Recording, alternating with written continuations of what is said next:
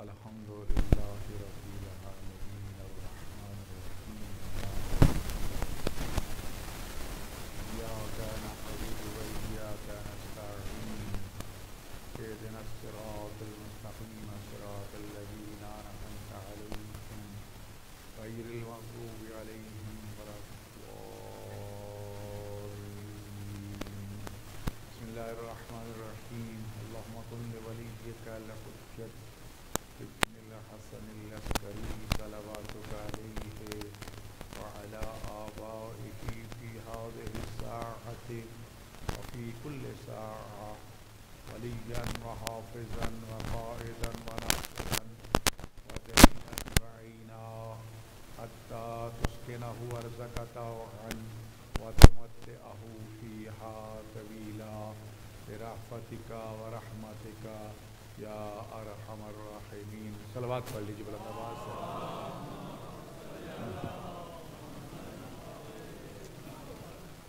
اعوذ باللہ من الشیطان اللعین الرجیم.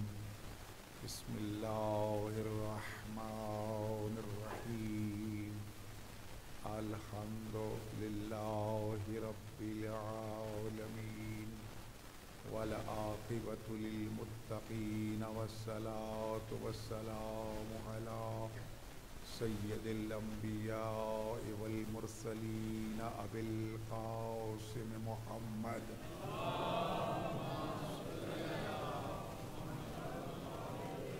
وعلی آلہ الطیبین الطاہرین المعصومین الذین اذهب اللہ عنہم الرجس وطہرہم تطہیرا. لعنۃ اللہ علی اعدائہم اجمعین. اما بعد فقد قالت فاطمۃ سلام اللہ علیہا یا ایہا الناس اعلموا انی فاطمہ و ابی محمد. صلوات پڑھ لیجیے بلند آواز سے.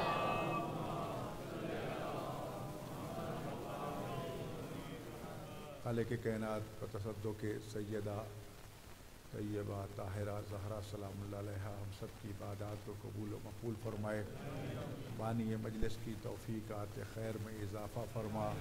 مالک کائنات ان کے قرضوں کو ادا فرما, ان کی پریشانیوں کو دور فرما. مالک کائنات ان کے خاندان کو ہر قسم کی بلیات سے محفوظ فرما.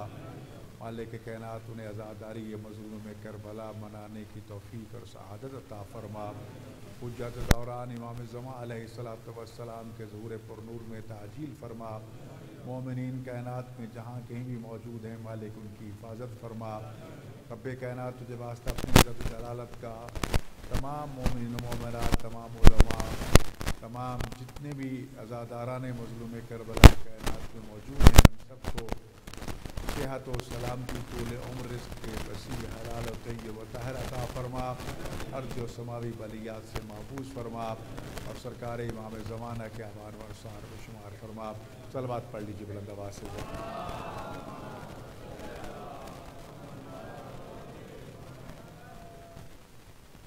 ایام فاطمیہ مختومہ کائنات سیدہ طیبہ طاہرہ زہرا سلام اللہ علیہا کے تذکروں سے قضا خانے اس آراستہ ہیں اور اس مخدومہ کا ذکر پوری کائنات میں کیا جا رہا ہے. کل بھی میں نے عرض کیا تھا کہ ان کا حکم ماننا صرف انسانوں کے لیے واجب نہیں. حضرت امام محمد باقر علیہ السلام نے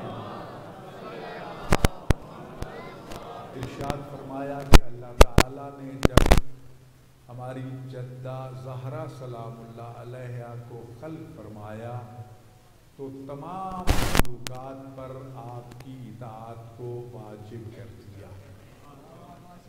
جمیع الخلق کا لفظ استعمال ہوا. عربی قواعد کے مطابق لفظ جمیع بھی جامع ہے اور لفظ خلق بھی جامع ہے.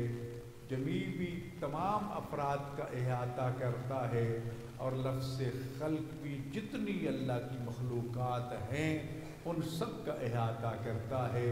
گویا کہ فرما دیا کہ خالق کی جتنی مخلوق ہے ہر مخلوق پر اللہ نے زہرا کی اطاعت کو واجب کر دیا۔ بات اتنی تھی موضوع ختم ہو جاتا، کوئی گنجائش نہیں، لیکن فرمایا نہیں علی الانبیاء، ہو سکتا ہے کسی کے ذہن میں ہو کہ انبیاء پر زہرا کی اطاعت واجب نہیں، آگے وضاحت کرنا شروع کر دیا کہ انبیاء پر بھی اطاعت زہرا واجب ہے، علی الملائکۃ، فرشتوں پر بھی اطاعت زہرا واجب ہے، پھر فرمایا علی الوحوش، جنگلی درندوں پر بھی زہرا کی اطاعت واجب ہے، پھر ارشاد فرمایا طیور، کائنات کے سارے پرندوں پر بھی زہرا کی اطاعت واجب ہے، اور پھر بیان کرتے کرتے ارشاد فرمایا کہ دیکھو کائنات میں کوئی ایسی مخلوق نہیں ہے جس پر زہرا کی اطاعت واجب نہ ہو۔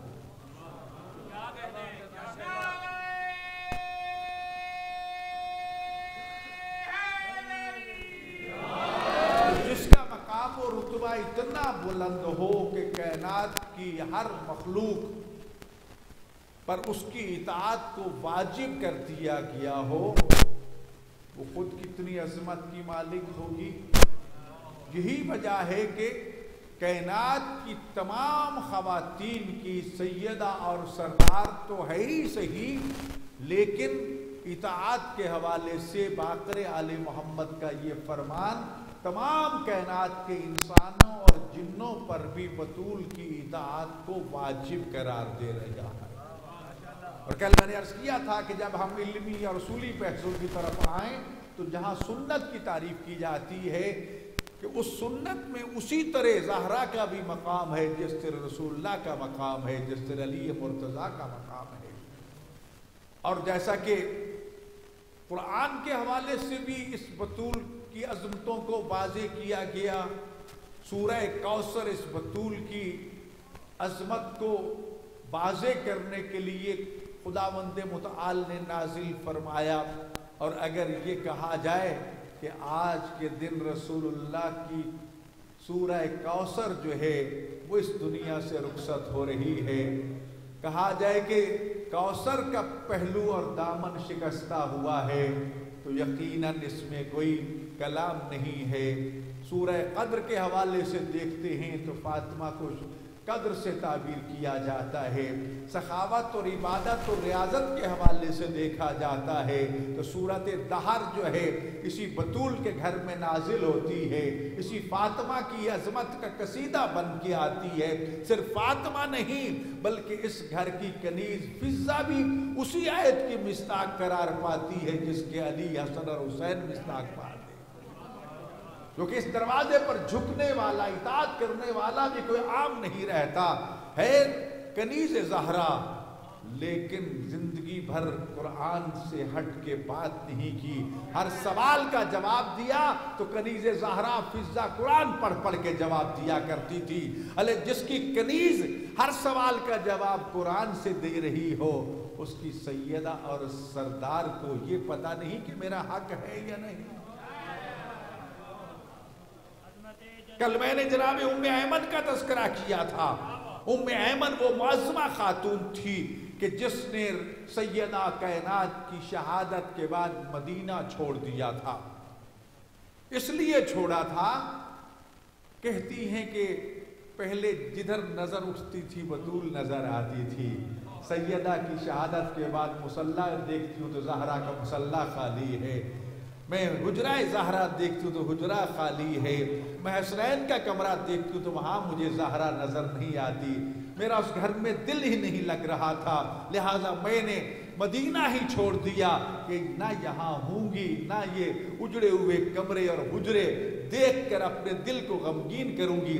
لیکن چل پڑی مکہ کی طرف، جب مقام جوفہ میں پہنچی تو ایک ایسی پیاس سے دو چار ہوئی کہ ایک صحرا میں گم ہو گئی، پانی کا نام و نشان نہیں تھا، قریب تھا کہ شدت پیاس کی وجہ سے اس دنیا سے چل بسے۔ فرماتی ہیں کہ میں نے خدا کے حضور یہ التجا کی، میرے اللہ میں تیری کنیز فاطمہ کی کنیز ہوں، میں اگر پیاسی مر گئی تو لوگ جناب زہرا کو تانا دیں گے، زہرا کی کنیز پیاسی مر گئی ہے۔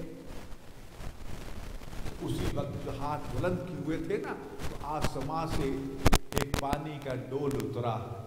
ام ایمن کہتی ہے میں نے جی بھر کے پی لیا، وہ دن تھا پھر مرتے دن تک مجھے پیاس نہیں لگی۔ میرا کئی مرتبہ لوگوں نے امتحان لیا، کڑکتی دھوپ میں صحراؤں میں مجھے بھیج دیتے تھے، لیکن بطول کی کنیز ہونے کے صدقے میں جو آپ جنت سے پانی میرے لیے آیا تھا اس نے ہمیشہ کے لیے میری پیاس بجھا دی تھی، مجھے پیاس نہیں لگتی تھی۔ ایسا نہیں گرامی، وہی سیدہ کہہ رہی ہے کہ یا ایھا الناس اعلموا انی فاطمہ۔ اب یہاں سوال ہے کہ بی بی نے یا ایھا الناس کیوں کہا؟ اے میرے بابا کے اصحاب کہہ دیتی، اے مدینہ والوں کہہ دیتی، اے مکہ والوں کہہ دیتی، اے مسجد نبوی میں بیٹھنے والوں کہہ دیتی، نہیں لفظ یا ایھا الناس کہا،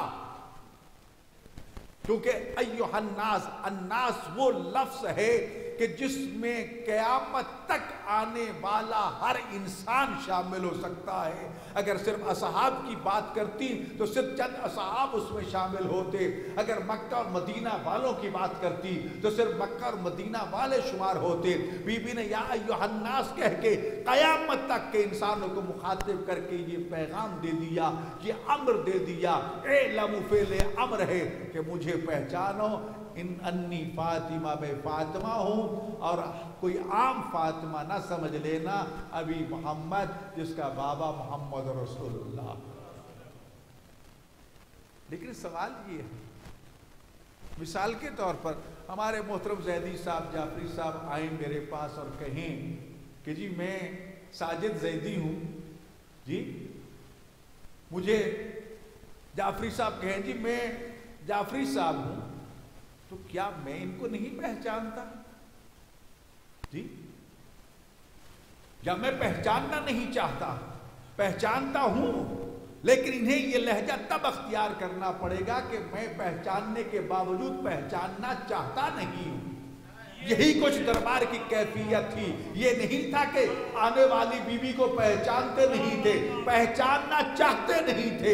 اگر پہچان لیتے، تھوڑی دیر کے لیے ممبر پہ بیٹھنے والے نے جب پہچان لیا نا تو قدموں میں گر کے معافیاں مانگنا شروع کر دی تھی، لیکن دوسرے نے پھر گمراہ کر دیا کہ تو سارے منصوبے کو خراب کر رہا ہے۔ جی تو کیا مجبوری تھی بطول کی کہ مجھے پہچانو؟ اور ایھا الناس اس لیے کہا، بی بی شاید یہ پیغام دینا چاہتی تھی کہ ہماری معرفت صرف اسے ہی حاصل ہو سکتی ہے جس میں انسانیت پائی جاتی ہے۔ لذا اگر کوئی بطول کو نہیں پہچانتا نا، پریشان نہ ہوا کرو، وہ بیچارہ بھی انسانیت سے بہت دور ہے۔ جب وہ انسانیت کے دائرے میں داخل ہو جائے گا تو فاطمہ کیا، فاطمہ کی اولاد کو بھی پہچاننا شروع کرے۔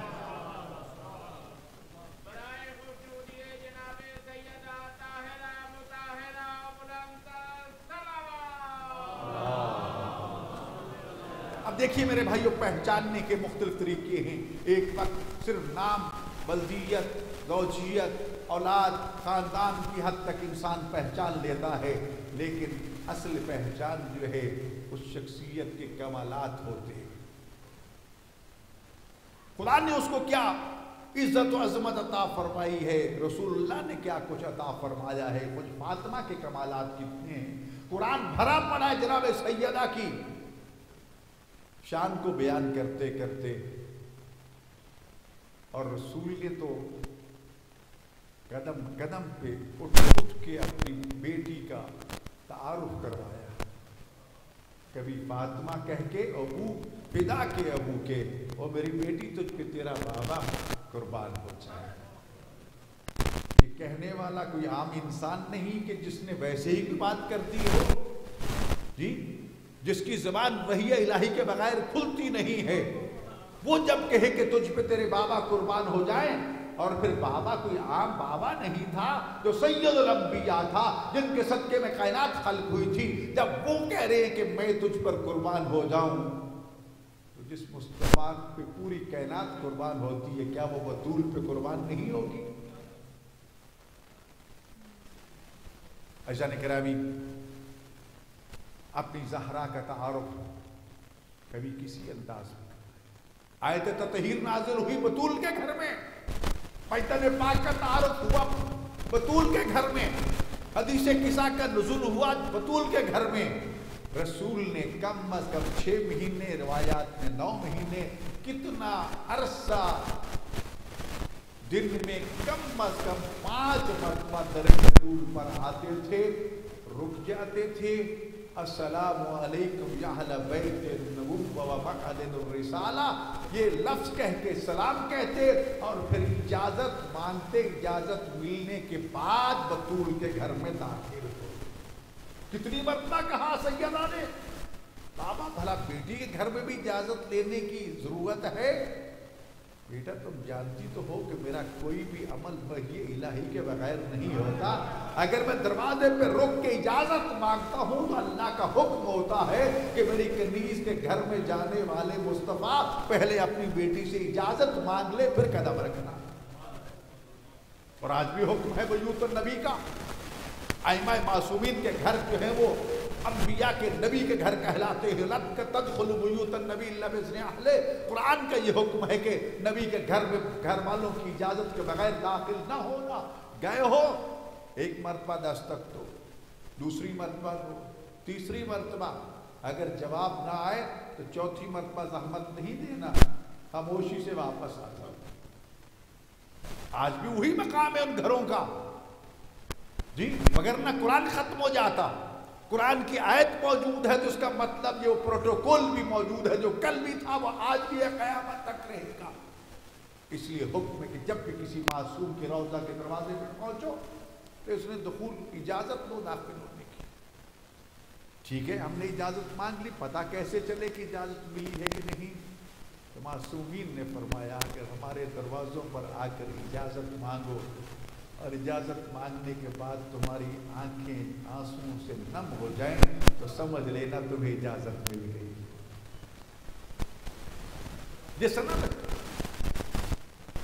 تو آج بھی حکم ہے کہ انبیاء کے گھر میں، نبی کے گھر میں اجازت کے بغیر داخل نہ ہونا۔ گویا کہ یہ نہیں ہے کہ یہ مقام صرف ظہری حیات میں بطول کا تھا یا رسول کا تھا، نہیں، بے شک وہ قبر میں آرام فرما رہے ہیں، لیکن ان کی حیات کا دنیا کو بالکل شعور نہیں ہے، اللہ کیا رزق بھی پاتے ہیں، ہماری بات سنتے بھی ہیں، ہمارے سلام کا جواب دیتے بھی ہیں، اللہ کیا رزق بھی پاتے ہیں۔ اور جناب سیدہ انہی میں سے ایک بیٹی کی حیثیت سے باپ کے گھر میں وہ مقام و رتبہ حاصل کیا ہے، جس معاشرے میں بیٹیوں کو زندہ درگور کر دیا جاتا تھا، اس معاشرے میں رسول اللہ نے بیٹی کی پیشانی پہ بوسہ دے کے دنیا کو یہ پیغام دیا۔ دنیا حیران ہوتی تھی کہ یہ رسول اپنی بیٹی کی پیشانی پہ بوسہ دے رہا ہے، ہم تو بیٹیوں کو زندہ درگور کرنے والے ہیں۔ بتا دیا نہیں، یہ تو میری خوشبو ہے، ریحانہ، یہ میری پھول کی خوشبو ہے، میں زہرا کو سونگھ کے جنت کی خوشبو محسوس کرتا ہوں۔ جس نے کائنات کی بیٹیوں کو زندہ ترگور ہونے سے بچا لیا اس کا نام فاطمہ، جس نے رسول اکرم صلی اللہ علیہ وآلہ وسلم کے ساتھ محبت کے وہ انداز اپنائے کہ جو دنیا میں اپنی مثال آپ ہیں۔ کل بھی میں نے عرض کیا تھا، جس کی ماں ملکۃ العرب ہو لیکن اس کے وقت ولادت اسی ملکۃ العرب کی حالت یہ ہو کہ سب کچھ اسلام پہ قربان کر چکی ہو اور شیخ ابی طالب نے کچھ پتے کھا لیے۔ 5 سال کس طرح تربیت کے گزرے، ماں کی سخاوت بھی سامنے تھی، بابا کی نبوت اور رسالت بھی سامنے تھی، دشمنان رسالت کے طعنوں کا جواب بن کے سورہ کوثر بن کے بطول رسول اللہ کے گھر میں آئی تھی۔ اور یہی وجہ ہے اگر سورہ توحید کو 3 مرتبہ پڑھنے سے ختم قرآن کا ثواب ملتا ہے، اور علی ابن ابی طالب کو سورہ توحید کے साथ निस्बत की गई कि अली की उम्मती का मिस्ल कुल वल्लाहु अहद के ए मेरे उम्मतियों, अली का मेरी उम्मत में भी मकाम है जो कुरान में सूरह तौहीद का। सूरह तौहीद को 3 मरतबा पढ़ो तो खत्म कुरान हो जाता है। अली का नाम लो तो खत्म कुरान का सवाब होता है। ज़हरा के बारे में फरमाया सूरह कौसर को 4 मरतबा पढ़ो, खत्म कुरान का सवाब मिलता है। और सूरह कौसर का मिस्दाक कौन है? वजूद। तो सैयदा कायनात का नाम लेना, उस पर दरूद भेजना खत्म कुरान का सवाब रखता है।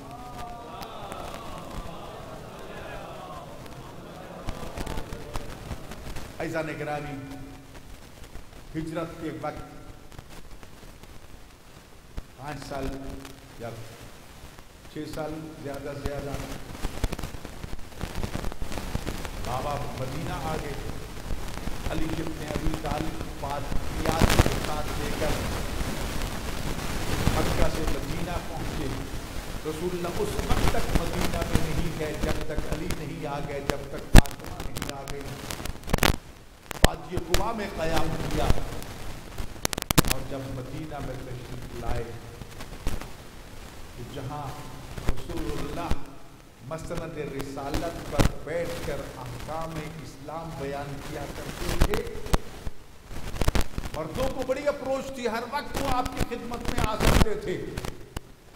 लेकिन ज़माने जंग में जब रसूलुल्लाह मदीना में मौजूद न होते तो अपने बाबा की मसनद पे बैठ के रसूल अपने बाबा के फराइज़ नबूवत को सरअंजाम दिया करती थी। इसीलिए अल-फातिमा तो बज़ा तो मिन्नी जो कहा गया ना, तो उलमा ने कहा कि बज़ा से मुराद सिर्फ जिस्म का टुकड़ा नहीं बल्कि फातिमा नबूवत का भी टुकड़ा था, इमामत का भी टुकड़ा था। और बाबा के मिशन को पहुंचाने की जिम्मेदारी अपने बाबा की अदम मौजूदगी में फातिमा उसी तरह अंजाम देती थी जिस तरह बाबा अंजाम दिया करते जी। वाक़या मशहूर है कि एक दिन एक बुढ़िया ने अपनी जवान बेटी से कहा कि जाओ जनाब सैयदा से आज ये मसला पूछना। उसने मसला पूछा, दूसरे दिन ने कहा और मसला, तीसरे दिन ने कहा मसला। 10 दिन लगातार सवाल भेजते रही, जवाब मिलता रहा। 10वें 11वें दिन कहती है कि आज बीवी से सवाल न करना, हमने बीवी को सबसे सवाल कर करके उनको तंग कर दिया, अजियत पहुँचाई है। वो लड़की आई बीवी की मजलिस में बैठी। जब बीवी ने देखा ना कि आज इसने कोई सवाल नहीं किया तो फरमाया आज तेरी माँ का सवाल कोई नहीं था। सवाल तो था लेकिन अम्मा ने ये कहा है हमने हर रोज़ सवाल कर करके बीवी को अजियत पहुंचाई है, आज के बाद सवाल नहीं करना। तो मखदूमा ने जवाब क्या दिया था? भला मुझे इसमें तकलीफ क्या है? मेरे बाबा ने ये इरशाद फरमाया था अगर किसी के कलमा खैर बयान करने से एक इंसान हिदायत पा जाए तो अर्श उला से लेकर ताहत सरा तक इस सारी दुनिया को माल दुनिया से मकाम को पर कर दिया जाए, तब भी उस एक हिदायत पाने वाले इंसान के लिए जो तबलीगी कलिमात कहे गए हैं उसकी कीमत नहीं बन सकती। जितने भी तेरे सवाल हो गया, लेकिन कोई तारीफ ये नहीं कहती तो किसी दिन बीवी ने ये कहा हो कि मुझे इस मसले का पता नहीं। जैसे अली के बारे में कहीं नहीं मिलता कि कभी अली ने कहा हो कि मुझे इसका इल्म नहीं है। फातिमा के बारे में कोई रिवायत ढूंढ के ले आए, फातिमा ने कहा मुझे इसका इल्म नहीं। तो इल्म के एतबार से मखदूमा कायनात, कल भी मैंने अर्ज किया था फिर अर्ज कर रहा हूं कि मकाम इस्मत पर फायज, मलका इस्मत और तहारत और इल्म इरफान के हवाले से मखदूमा की अपनी खिदमात हैं। सहीफा फातिमा मौजूद है, दुआओं की किताबें बीवी के नाम से मौजूद है, बेटी की हैसियत से। बल्कि विलादत से पहले जनाब खदीजा फरमाती हैं कि तन्हाई में बीवी मेरे साथ बातें किया करती थी। एक दिन जब रसूलुल्लाह आए तो मैं अपनी बेटी से बातें कर रही थी तो पूछा खदीजा किससे बातें कर रही थी? तो मैंने कहा कि मेरे आका मक्का की औरतों ने मेरा बाइकाट कर रखा है।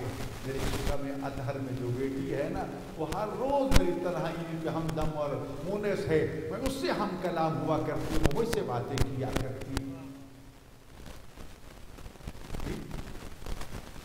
और जब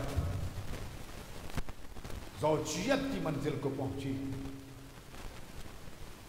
تو رسول اللہ نے یہ فرمایا تھا کہ فاطمہ علی سے کبھی سوال نہ کرنا، ہو سکتا ہے تم سوال کرو اور علی کے پاس دینے کے لیے موجود نہ ہو، علی کہیں شرمندہ نہ ہو جائے۔ اور یہی وجہ عزیزان گرامی، جس طرح خدیجہ نے زندگی بھر رسول اللہ سے سوال نہیں کیا تھا، اس طرح بطول نے زندگی بھر علی سے کوئی سوال نہیں کیا۔ اور اگر سوال کیا تو یہی ایام تھے کہ علی مجبور کرتے ہو تو پھر ایک انار لے آؤ گے۔ موسم نہیں تھا، پتہ چلا فلاں یہودی کے ہاں انار ہے، انار لے کے آئے خرید کے، راستے میں دیکھا ایک مریض ہے، اس نے مولا کے ہاتھ میں جب انار دیکھا تو التجا کرتا ہے، مولا اگر یہ انار مجھے مل جائے میں سے اب کیا ہو جاؤں گا۔ اب ایک طرف زہرا کو مجبور کیا تھا کہ مجھ سے مانگو، ایک طرف اللہ کی راہ میں سائل نے سوال کر دیا۔ علی نے آدھا انار اسے دے دیا، سوچا آدھا جا کے بطول کو دے دوں گا، پھر کہتا ہے مولا اگر دوسرا بھی آدھا حصہ مل جائے نا تو میں کلی طور پر ٹھیک ہو جاؤں گا۔ دے کے خالی ہاتھ چل پڑے گھر کی طرف، پریشان تھے کہ زہرا کیا جواب دیں گے، لیکن جو ہی دروازہ کھولا نا تو زہرا کے سامنے اناروں کا دست پڑا ہے۔ پوچھا فاطمہ یہ انار کہاں سے آئے؟ کہا آنے والوں نے کہا تھا ابو الحسن نے بھیجے۔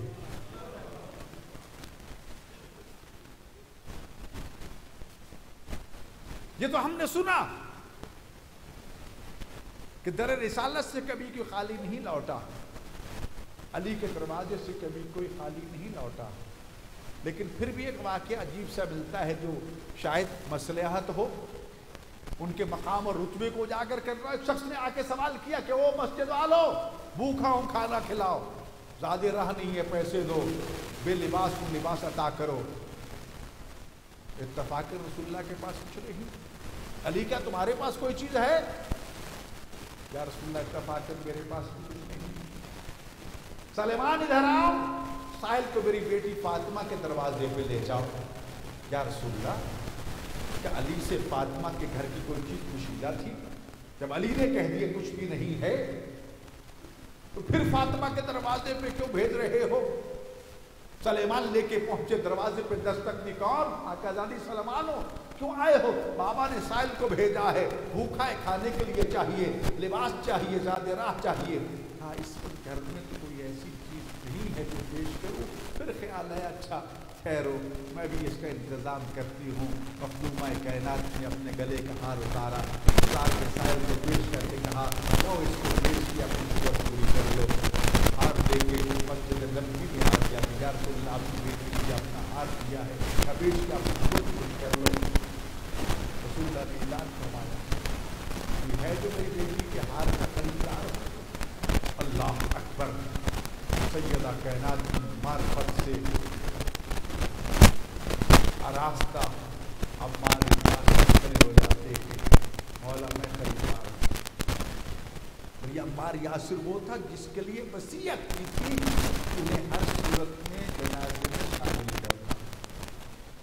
کچھ تھے جن کے لیے کہا تھا علی فلاں فلاں میرے جنازے میں آئے، عمار وہ تھا جس کے بارے میں فرمایا تھا کہ عمار کو ہر صورت میں میرے جنازے میں بلا لینا۔ عمار لے جاؤ، گئے جا کے اس کے کھانا کھلایا، زیادہ راہ دیا، لباس دیا، اتنا زیادہ راہ کے دعائیں دیتا ہوا خوش کچھ رسول اللہ کی خدمت میں آیا۔ کہا مجھے علم نہیں تھا کہ یہ ہار اتنا قیمتی ہے کہ میری تو زندگی بھر کی ضرورتیں پوری ہو گئی ہیں، آج کے بعد مجھے کسی چیز کی احتیاج نہیں ہے۔ فرمایا زہرا کو دعا دو، اس کی اولاد کو دعا دو۔ ادھر تو یہ مرحلہ ہوا، ادھر مقام زہرا پہچاننے والا ہمارے یاسر اپنے غلام کو بلاتا ہے جاؤ غسل کر کے آؤ، وضو کر کے آؤ۔ ایک تشت لیا، تشت میں سنہری رومال رکھا، خوشبو سیدہ کا ہار اس میں رکھا، وہ ڈھانپ دیا اور فرمایا کہ اپنے سر پہ رکھ کے درود کہ کہنا کہ آپ کے غلام عمار نے یہ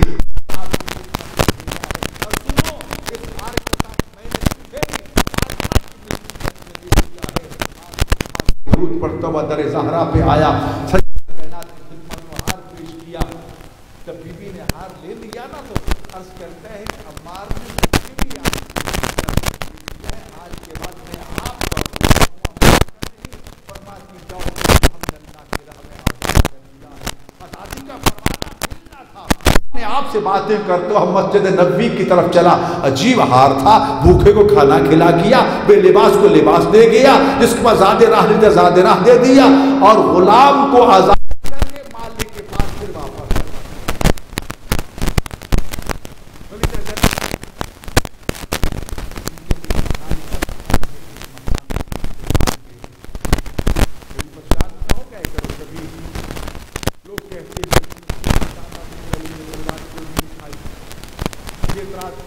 जबान पिलाते हैं दुश्मन, हम कोई मानते कि अली के दरवाजे को जलाया किया, अली क्या कर रहे थे? अली को अपने जैसा ना समझो। रसूलुल्लाह ने वसीयत की थी कि अली मेरे पास उस वक्त तक घर से बाहर नहीं जाना जब तक कुरान करीम मुकम्मल नहीं लिख गया।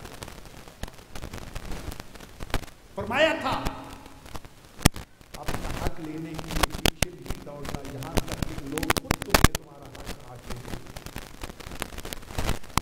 अली तो वसीयत रसूल पे अमल कर रहे थे। कहा जाता है कि अली तलवार क्यों नहीं उठाई? मैं एक वाक़या अर्ज किया करता हूँ इस सिलसिले में।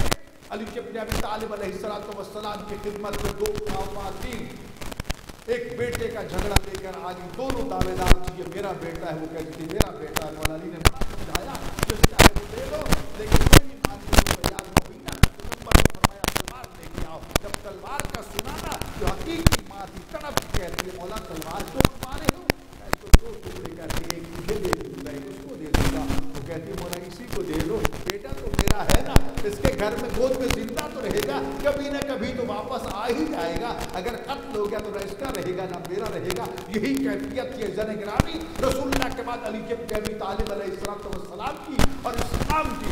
अगर अली तलवार उठाते हैं तो इस्लाम दो टुकड़े होता है। तलवार नहीं उठाई और खुद ये ताबीर फरमाई कि ऐसे हालात थे कि जैसे किसी के गले में हड्डी फंस जाए, वो ना नीचे जाए ना निकल सके। और ये वाज़ेह फरमाया अगर हम मोहम्मद व आले मोहम्मद उनकी साजिशों के सामने दीवार बन के न खड़े होते, किसी में जुर्रत न थी कि कोई उनका मुकाबला कर सकते। लेकिन वो मजबूर कर खिलाफत पेश किया।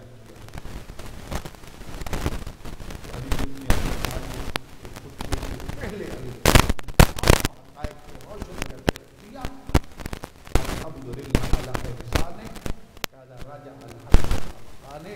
अल्लाह तेरे एहसान पर तेरा शुक्र बजा लाता हूँ। आज हक अपनी जगह पर एक ही टुकड़े ने बता दिया था, गोया कि अब तक हक जो है वो गैर लोगों के पास था, अहले हक के पास वापस आया तो आज आ जाए। दूसरे लफ्जों में अगर उसी मिसाल को सामने रखूं, अगर तलवार उठा लेते इस्लाम टुकड़े हो चुका होता। तलवार नहीं उठाई, जहरीले घूंट भर लिए, इस्लाम किसी न किसी रूप में जिंदा जरूर रहा, यहाँ तक कि फिर अली की आगोश में आ गया। अगर अपना तलवार उठाना और फिर अली थे जो सैयद सादत, उन्हीं उन कुर्बानियों का एहसास था कि इस्लाम को परवान चढ़ाने के लिए खदीजा ने कितनी कुर्बानियाँ दी, रसूलुल्लाह ने कितनी कुर्बानियाँ दी, खुद अली की सारी जिंदगी जिहाद में गुजर गई। हमें तो मुफ्त में इस्लाम मिल गया। इसलिए जनगरामी सब्र के घूंट भर लिए, उनकी रहनुमाई भी ताकि इस्लाम बदनाम ना हो जाए। अली चाहते तो बड़ी आसान से अपने हक को छीन सकते थे, लेकिन अली का फार्मूला रसूल ये था कि अपने जायज हक को भी लेने के लिए जरिया जायज होना चाहिए, नाजायज जरिया नहीं होना चाहिए। सैयदा कायनात जहाँ तक इस बीवी के मोअज़्ज़ात व कमालात का ताल्लुक है, जैसे कि अभी किया, रसूलुल्लाह भूखे थे, अली कुछ घर में है खाने के लिए, मकामी इम्तिहान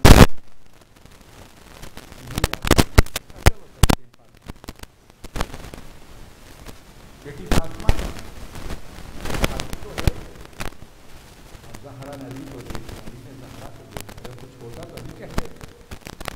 फिर कहते अच्छा बाबा बैठो मैं खिला। اللہ اکبر.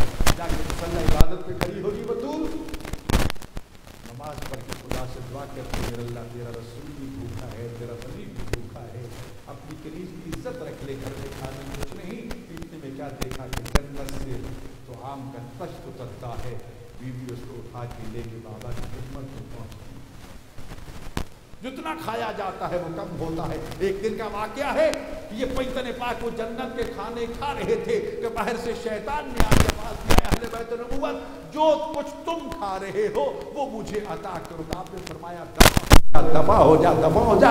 علی پریشان ہو کہتے ہیں یا رسول اللہ, آج تک کبھی کسی سائل کو اس کو نہیں کھاتے کیا, اس سائل کو یہ کیوں؟ علی مجھے سنا نہیں, کہنے والا کیا رہا تھا کہ اہل بیت جو کچھ تم کھا رہے ہو وہ مجھے دو. یہ شیطان تھا اور اس کو علم تھا کہ ہم جنت کے کھانے کھا رہے ہیں. اللہ نے شیطان پر دنیا میں بھی جنت حرام کر دی, آخرت میں بھی حرام کر دی ہے. اگر عام سائل ہوتا تو کہتا بھوکا ہوں مجھے کھانے کے لیے دو, اس نے یہ کھانا جو مانگا ہے اس لیے کہ یہ جنت کا کھانا ہے, اس لیے میں نے کہا دفعہ یہ واقعات آپ نے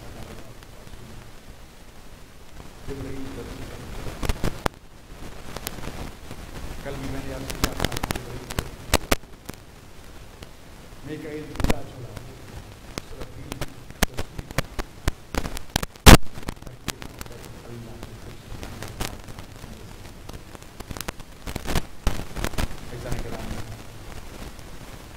پوری ایک فقہ ہے یہ حدیث قصہ جو آپ پڑھتے ہیں یا خطبہ جناب زہرا کا جو ہے اس پہ علماء نے پوری کئی کی جلد نے شرح لکھی ہے. بیوی نے اگر فلسفہ احکام بیان کیا ہے تو یہ کوئی معمولی بات نہیں تھی. توحید کس لیے تاکہ شرک سے بچ جاؤ, نماز اس لیے تاکہ تکبر ختم ہو جائے, زکات اس لیے تاکہ تمہارے مال کا بیمہ ہو جائے, ضائع ہونے سے مال بچ جائے. اور جو کل کہہ رہے تھے کہ ہمارے لیے قرآن کافی ہے, آج وہ کہہ رہی کہ آپ کے بابا کا یہ فرمان ہے. بیوی نے قرآن کی آیتیں پڑھ پڑھ کے اپنی میراث کو سامنے پیش کیا اور یہ کہنا پڑا بیوی کو, اے ابن قحافہ کیا تجھ پر کوئی نئی آیت نازل ہوئی ہے کہ جس کی روح سے تو اپنے باپ کا وارث بنے اور میں اپنے باپ کی وارث نہ بن سکوں؟ اور ان کو ان کی حیثیت یاد دلاتے بیوی نے کہا تھا کیا تم وہی نہیں ہو جو خشک پتے کھایا کرتے, جو پانی میں اونٹ کا پیشاب ملا کے پیا کرتے تھے, ظالموں کے ڈکٹیٹروں کے پاؤں کی ٹھوکر تھے تم, ذلت اور رسوائی تمہارا مقدر تھی. تیرے بابا کا کلمہ پڑھنے کی وجہ سے تمہیں عزت ملی, تجھے رزق ملا, آج اسی کی بیٹی کی کہتے ہو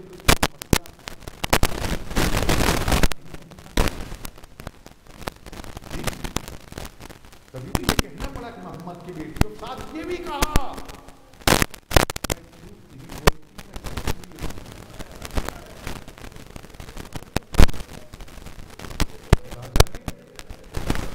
کی سچی خاتون ہے, اس کو یہ کیوں کہنا پڑا کہ میں صرف محمد کی بیٹی نہیں ہوں بلکہ میں سچی ہوں, میں غلط نہیں کہہ رہی.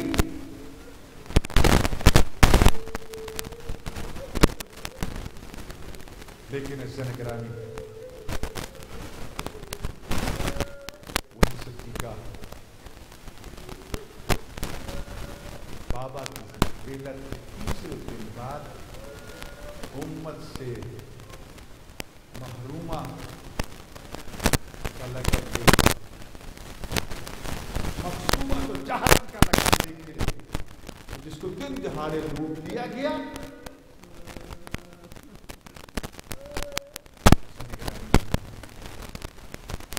سیدہ کائنات نے یہودیوں نے رسول اللہ سے آ کے کہا ہماری بیٹی کی شادی, ہم چاہتے ہیں کہ آپ کی بیٹی ہماری بیٹی کی شادی میں آئے. مقصد زہرا کی شرکت نہ تھی, مقصد یہ تھا کہ ہماری عورتوں نے قیمتی لباس پہنا ہوا ہے, رسول اللہ کی بیٹی کے پاس قیمتی لباس نہیں, کیا وہ سادہ لباس میں آئے کہ ہم رسول کی بیٹی کی احانت کریں گے. رسول اللہ نے قبول کر لی دعوت, فاطمہ فلاں یہودی سردار کی بیٹی کی شادی ہے, بیٹا تم نے جانا ہے, میں نے وعدہ دے دیا ہے. ایک لمحہ دیکھا بابا میرا لباس سستا کیا اچھا, مسلح عبادت پہ چلی گئی.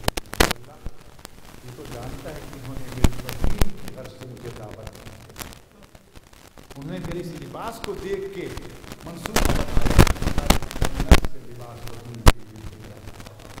سیدہ جنت کا لباس زیب تن کر کے چادر پہن کے آج بھی وہاں پر مدرسہ قرآن موجود ہے اور مسجد بنی ہوئی تھا جس کا جہاں ان کا گھر تھا. تو بی بی وہاں جب پہنچی نا ان کا منصوبہ تو یہ تھا، لیکن جب خواتین کے ظلمت میں بی بی کی چادر ہٹائی اور جنت کا لباس نمایاں ہوا اور اس سے جب خوشبو نکلی نا تمام عورتیں مر گئی، دلہن بے ہوش ہو. اب یہ کہنا شروع کر کے نعوذ باللہ مسلمانوں کے رسول کی بیٹی ہمارے لیے بدبختی کا سامنا لے کر آئی.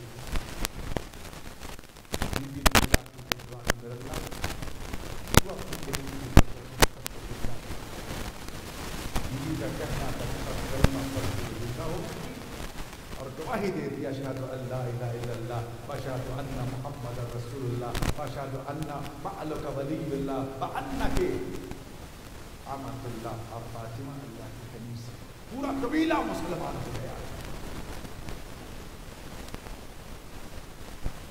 سیدہ رسول سیرت صرف مردوں کے لیے عورتوں کے لیے کائنات کے لیے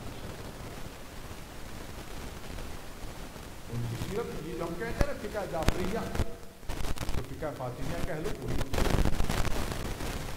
فقہ علویہ کہہ لو وہی مراد ہے، فقہ محمدیہ کہہ لو، فقہ عزمیہ، فقہ حسینیہ، قاسمیہ، رضویہ، تقویہ، نقویہ، عسکریہ ایک ہی مراد ہے. یہ الگ بات ہے کہ اس زمانے میں دوسرے آئمہ کی فکر رجسٹرڈ ہو گئی تھی، رسمی طور پر حکومت نے ان کو رجسٹرڈ کر دیا تھا یہ فلاں کی فقہ، یہ فلاں کی، یہ فلاں کی. ظاہر آل محمد اکیلے رہ گئے تھے، ان کی فقہ جعفریہ کے نام سے دنیا کے سامنے آ گئی. لیکن یہ صادق آل محمد وہ امام تھے کہ ابو حنیفہ جیسی ان کی شاگردی پر فخر کیا گیا. ایک مرتبہ ایک اہل سنت کے مجمع میں فقیہ اعظم کے نام سے ابو حنیفہ کی کانفرنس منائی جا رہی تھی. منہاج القرآن میں زہرت میں نے طاہر القادری کو مخاطب کر کے تقریر کے دوران کہا تھا کہ آپ پر ہمارا احترام واجب ہے. آپ اور ہماری نسبت استاد اور شاگرد کی ہے. استاد کو ماننے والے ہیں، تم شاگرد کے ماننے والے ہو. جی شاگرد نے یہ کہا تھا لولا سنۃ اللہ لک ونمان، اگر ابو حنیفہ کو صادق آل محمد کی شاگردی کے 2 سال نہ ملتے وہ ہلاک ہو جاتا. صادق آل محمد تو کیا، ایک دن صبح درے صادق آل محمد سے آپ پہنچے. امام موسیٰ کاظم علیہ السلام کے ظاہر 12 سال عمر سے دروازہ کھولا، عزت تکریم سے بٹھایا. پوچھا شیخ آج صبح خیر کیوں آئے ہو؟ ایک مسئلہ پوچھنا ہے. کیا مسئلہ ہے؟ شاید بابا کو زحمت ہی نہ دینا پڑے، میں جواب دے دوں. کہا نہیں شہزادے مسئلہ بہت مشکل ہے. کہا بتاؤ تو صحیح، بابا کو میں نے بلایا وہ بھی آتے ہیں. کہا اچھا مسئلہ یہ ہے اگر کوئی نمازی نماز پڑھ رہا ہو، اس کے سامنے سے کوئی انسان، کوئی جانور، کوئی حیوان گزر جائے تو کیا اس کی نماز ٹوٹ جائے گی یا نماز نہیں ٹوٹے گی؟ تو میں نماز تو نہیں ٹوٹے گی. کیوں؟ کہا نماز تو ٹوٹ جائے گی. کہا کیوں؟ کہ اس لیے کہ عابد اور معبود کے درمیان جب کوئی چیز حائل ہو جائے تو نماز ٹوٹ جاتی ہے. امام مسکرا کے فرماتے ہو بندہ خدا عابد اور معبود کے درمیان تو کوئی چیز حائل ہو ہی نہیں سکتی. اللہ یہ فرما رہا ہے کہ نحن اقرب الیہ من حبل الورید، ہم تو انسان کی شہرک کے قریب ہے. خدا تو یہاں تک موجود ہے، یہاں سے کیا گزرے گا؟ قریب اتنا کہ شہرک تک، اور دور اتنا کہ انسان ہے. خدا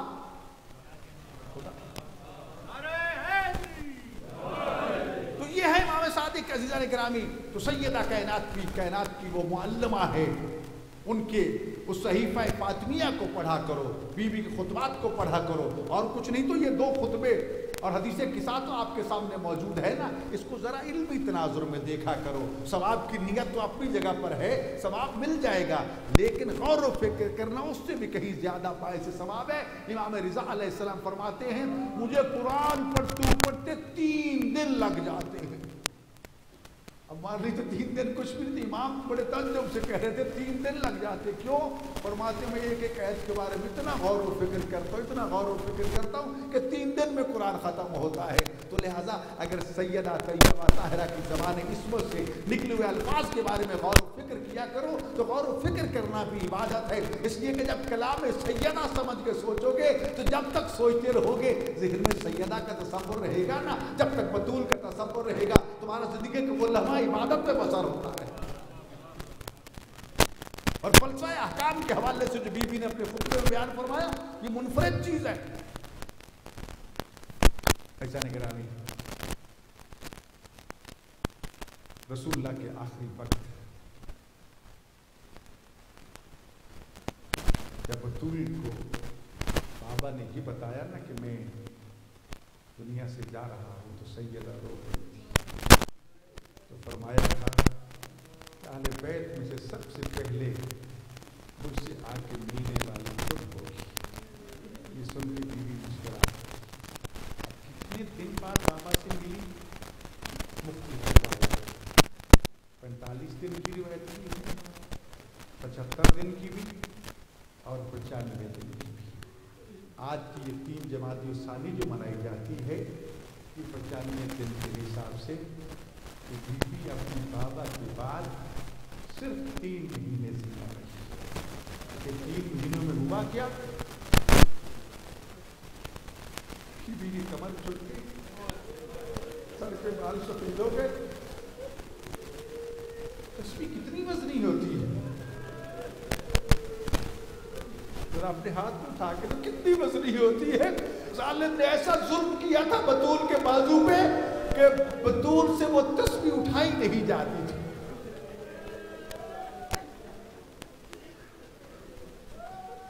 خدا نے کس طرح یہ 3 مہینے زہرا نے دکھ اور تکلیف میں گزار دیے. کل بھی میں نے عرض کیا تھا کہ ایت اللہ وحید خراسانی نے اس چیز کو بڑا تجزیہ کر کہا کہ جس کے سینے میں درد ہو نا اس کے لیے سانس لینا بہت مشکل ہوتا ہے. درد کیسا درد؟ ایک عام درد ہوتا ہے. بطول کی تو سینے کی پسلیاں ٹوٹ گئی تھی, پورا سینہ بوجھ تلے آ کے دب گیا تھا. کہا جتنے دن زندہ رہی ایک سانس بھی چین کا نہیں لیا بطول نے.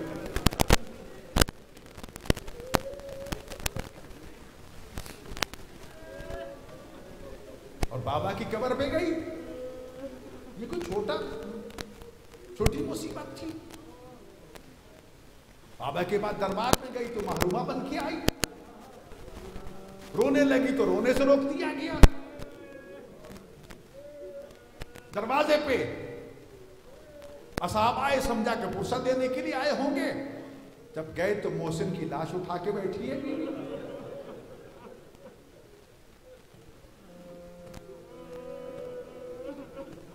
پسلیاں ٹوٹ چکی ہیں, بیوی کے لیے اٹھنا بیٹھنا مشکل ہو گیا. زینب اور زہرا دونوں ماں بیٹی دوسرے کے گلے رکھ کے روتی ہیں. ایک دن جب کچھ دن گزرے نا, دروازے پر دستک ہوئی تو علی تشریف لے گئے.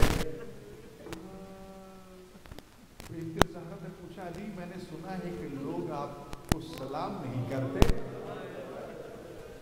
تو کہتے فاطمہ کاش یہی کچھ ہوتا. سلام نہیں, میں سلام کرتا ہوں, میرے سلام کا کوئی جواب نہیں دیتا. ابو الحسن کیا یہ فرصت دینے کے لیے آئے تھے؟ نہیں فاطمہ, آئے تھے زہرا سے کہو کہ رونا بند کر دے. جب زہرا روتی ہے نا ہمارے چین میں خلل واقع ہوتا ہے. یا پھر رونے کا وقت مقرر کرے. اس وقت بی بی نے درد بھرے 3 جملے کہے تھے. ابو الحسن آسم حق کی اکشیدیاں میں چپ کر گئی. تو انہوں نے میرے محسن کو شہید کر دیا, میں پھر بھی چپ ہو گئی. کاسر ازلائی فصبر تو انہوں نے میری پسلیاں توڑ دی, میں چپ کر گئی. لیکن بابا کے غم میں رونے سے باز نہیں آؤں گی. وزادر دنیا میں سب سے پہلا رونے کا گھر اگر کسی مظلومہ کے لیے کسی مظلوم نے بنا کے دیا تھا تو وہ علی تھے, جس نے زہرا کے لیے بیت الحزن بنا کے دیا تھا.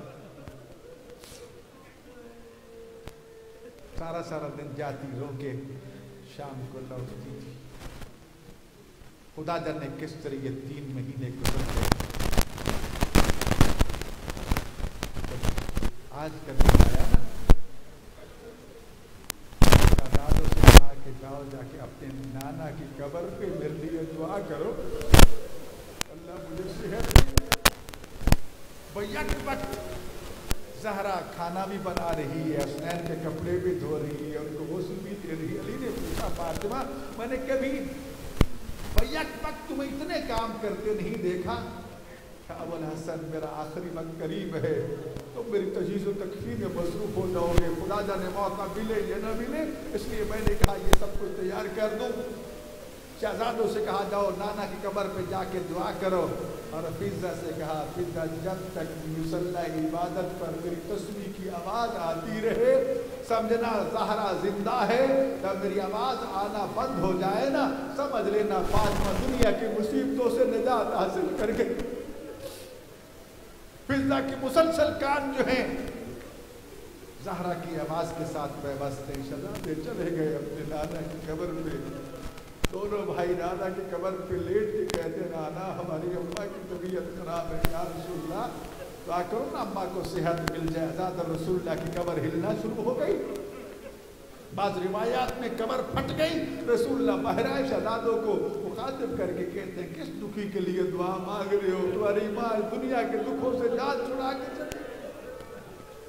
शहजादे रोते हुए जब घर पहुंचे ना जनाब फिज़ा ने कहा खाना खा लो। कहा नहीं हमारी अम्मा कहाँ है, कहा मुसल्ला इबादत में नहीं है। फिज़ा अम्मा हमारी माँ दुनिया से चल बसी है। अज़ादारों माँ का जनाजा देख के ज़ारों कतार रोते हैं।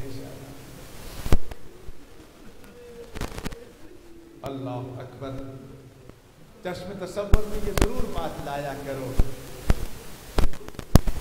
जब ज़हरा दुनिया से जा रही है ना तो हसन 8 साल और 3 महीने के थे, हुसैन 7 साल 3 महीने के, ज़ैनब 5 साल 3 महीने की, और उम्मे कलसूम 3 साल 3 महीने। कितनी उम्रें हैं बच्चों की।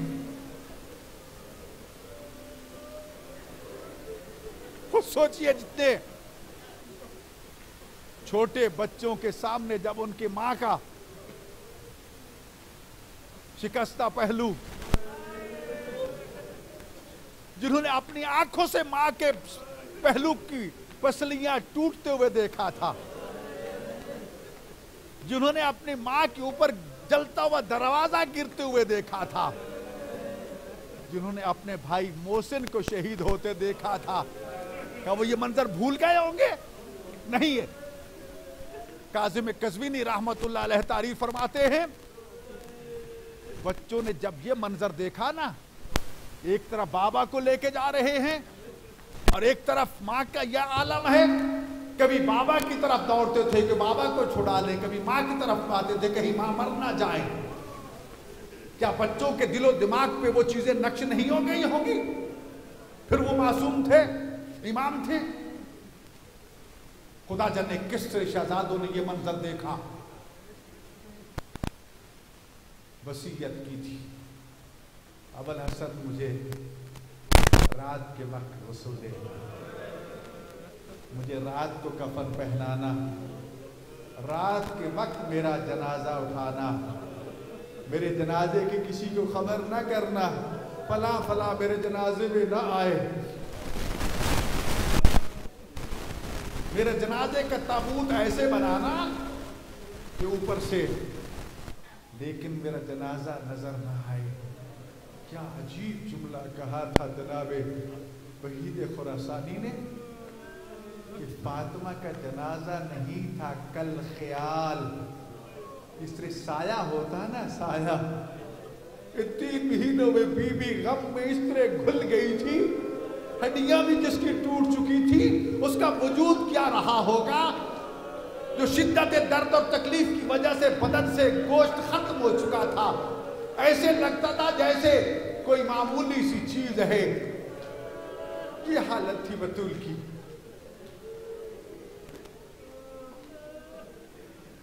गुस्ल दिया जाने लगा। जब गुस्ल को ज्यादा देर हो गई ना तो सैयद साबिर अली पूछते हैं फिज़ा उम्मे ऐमन इतनी देर क्यों हो गई है? अर्ज करती मौला अगर मैयत के बदन का कोई हिस्सा खुश्क रह जाए तो क्या गुस्ल हो जाएगा? क्या नहीं। रो के कहती हमने बड़ी कोशिश की है कि बतूल के पहलू से हाथ हट जाए, زہرا کا ہاتھ نہیں ہٹ رہا. حضرت علی آگے بڑھے, بطول کے پہلو سے جب ہاتھ ہٹایا نا تو روایت کے لفظ ہے جب ٹوٹی پسلیاں دیکھی نا, ایک مرتبہ چیخ نکل گئی سید سعد بن علی کی, روضہ رسول کی طرف منہ کر کے کہتے یا رسول اللہ علی کو معاف کر دینا, وہ تیری امانت کی حفاظت نہیں کر سکا.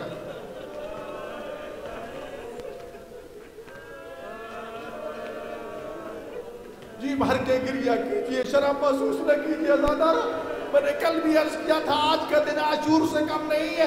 فرق اتنا تھا, عاشور کے دن ماؤں کے سامنے بیٹوں کو ذبح کیا گیا تھا, آج کے دن بیٹوں کے سامنے ماں کو, ماؤں کے سامنے بیٹوں اور بیٹیوں کو تعزیانے مارے گئے تھے. خدا جانے حسن نے ماں کو لگتا ہوا تماچا کیسے دیکھا ہوگا.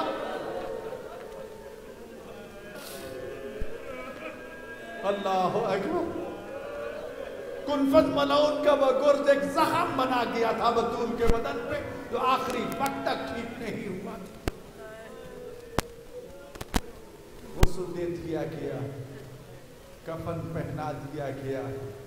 جب جنازہ تیار ہو چکا نا تو علی مولا نے اپنے بیٹے حسن کو بلایا, آؤ ماں کا آخری دیدار کر لو. حسین تو بھی آ جا, ماں کا آخری دیدار کر لے. زینب تو بھی آ جا, ام کلثوم تو بھی آ جا. عداد اور حسن بھی آ گئے, زینب بھی آ گئی, ام کلثوم بھی آ گئی. ماں کی زندگی میں بابا کے سامنے آتے ہوئے شرم محسوس کرنے والی زینب ام کلثوم خدا جانے کس طرح ماں کے لاشے پہ پہنچی.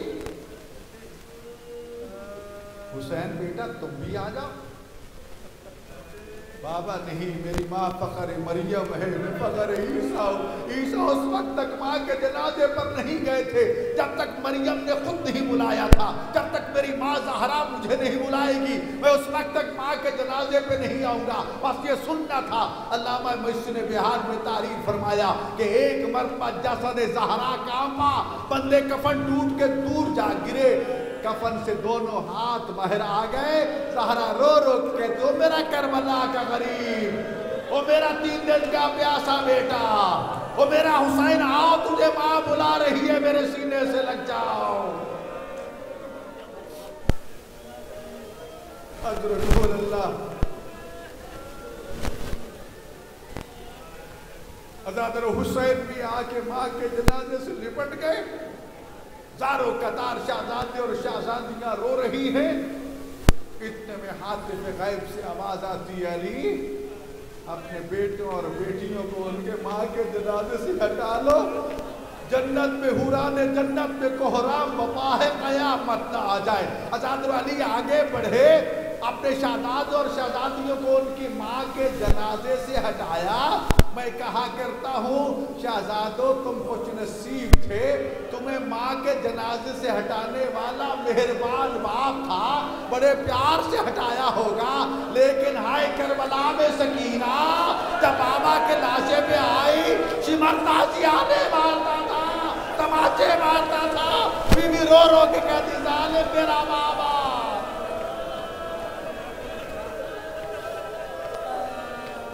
اللہ اکبر,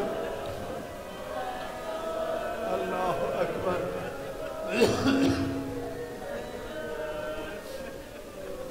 عزاداروں, یہ ابتدائی چاند کی راتیں تاریک راتیں ہوتی ہیں. چاند غائب ہو چکا تھا,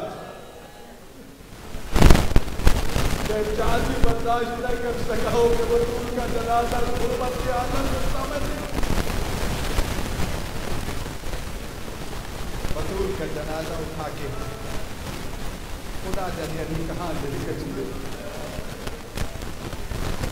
کوئی پتہ نہیں ہے. روایت میں ہے کہ بیوی کو گھر میں دفن کیا گیا, بیوی کو ریاض الجنہ میں دفن کیا گیا, بیوی کو جنت البقیع میں دفن کیا گیا, اور جنت البقیع میں دفن کیا گیا تو کس قبر میں دفن کیا گیا.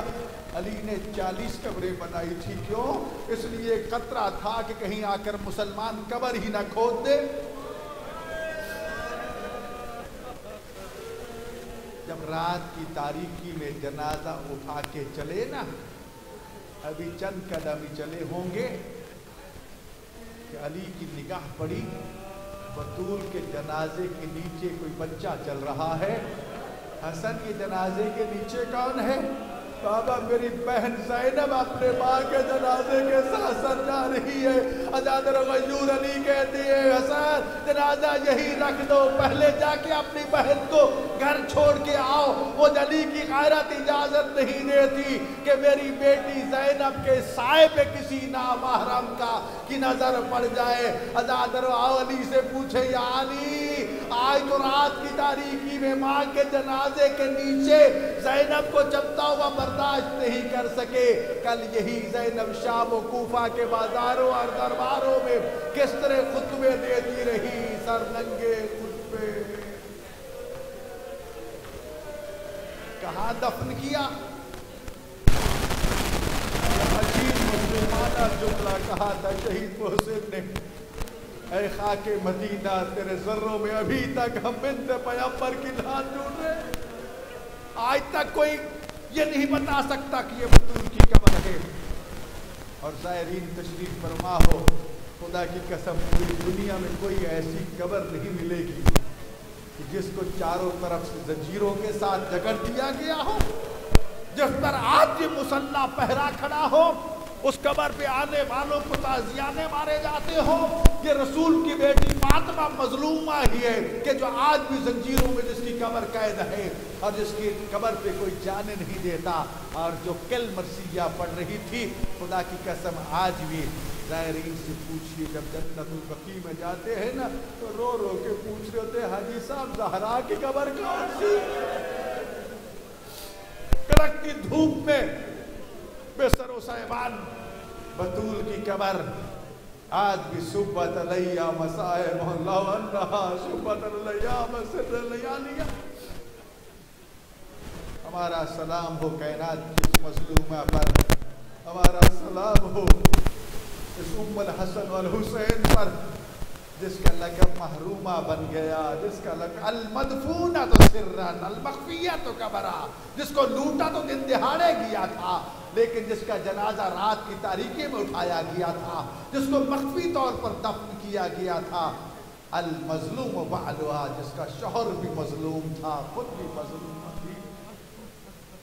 مالک کائنات یا زہرا